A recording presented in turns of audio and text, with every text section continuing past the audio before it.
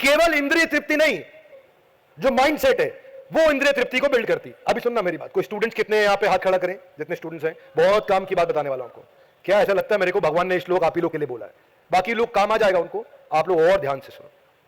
Train और लड़की इसके पीछे नहीं भागना चाहिए, एक जाएगी दूसरी आएगी। अटैचमेंट, आसक्ति प्रसक्ता, प्रकृष्ट रूपेण आसक्ति, मतलब इतना अटैच्ड है आदमी, इसको मजा करना है जिंदगी में। That is the difference between Rahul Bhatia and Vijay Mallya.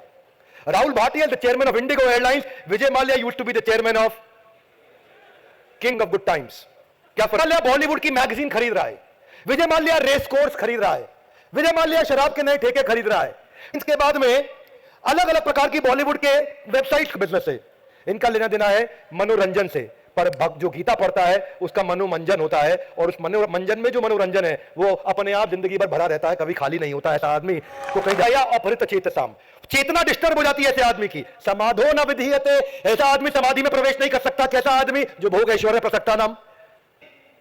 Indigo airlines में बिजनेस मॉडल था, थे ये स्लो और एग्जीक्यूशन में एबल थे, खर्च किया, और बाजार से पैसा आसानी से नहीं मिलता, इसलिए बहुत ध्यान से खर्च करूंगा।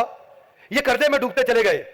क्यों? को लगा देते थे स्विमवेयर मॉडल मैगजीन्स पे, कैलेंडर हाथ में लेकर के रात को 2 बजे लड़कियों का, फीमेल मॉडल्स का इंटरव्यू। भोग ऐश्वर्य प्रसक्ता नाम, तया फिर चेतसाम।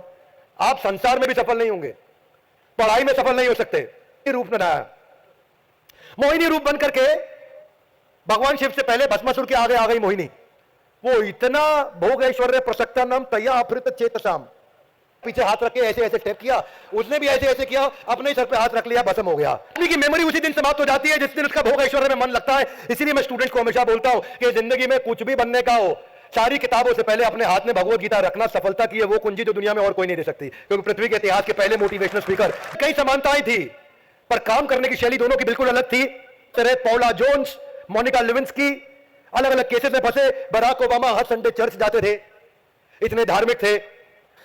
ये अपनी गलतियों के कारण और अपने आपको हीरो दिखाने के लिए जाने जाते थे। ये भारत, ये अमेरिका देश को हीरो बनाने के लिए जाने जाते थे। कल और मौर्य साम्राज्य में भी था।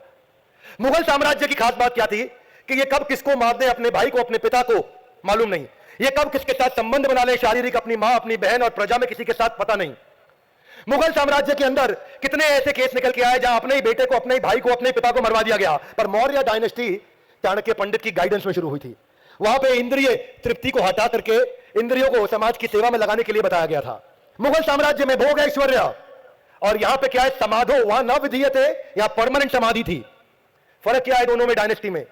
जब अकबर ने बैटल ऑफ पानीपत खत्म किया तो जितने सर काटे, उन सर काट के उन सारे सरों को जोड़ करके एक मीनार बना दिया और सेलिब्रेट किया कि मैंने बैटल ऑफ पानीपत में इतने सर काटे, इतना बड़ा किला, इतनी बड़ी मीनार खड़ी कर दी। और नंदा डायनेस्टी को सम्राट खत्म करने के बाद जब मौर्य डायनेस्टी आई, चंद्रगुप्त मौर्य के ग्रैंडसन, उनके पोते कौन, सम्राट अशोक, जब उन्होंने बैटल ऑफ कलिंगा लड़ा तो उसके बाद इतने दुखी हो गए कि इतने लोगों को मारा कि उन्होंने बौद्ध धर्म ज्वाइन कर लिया और जाकर के माफी मांगी और बोला आज के बाद किसी को मरने नहीं देंगे। ये फर्क था मुगल। और जब ऐसा होगा, देवराज इंद्र भी भटक सकते हैं, तो मेरी और आपकी क्या मिसाल है भैया? मैं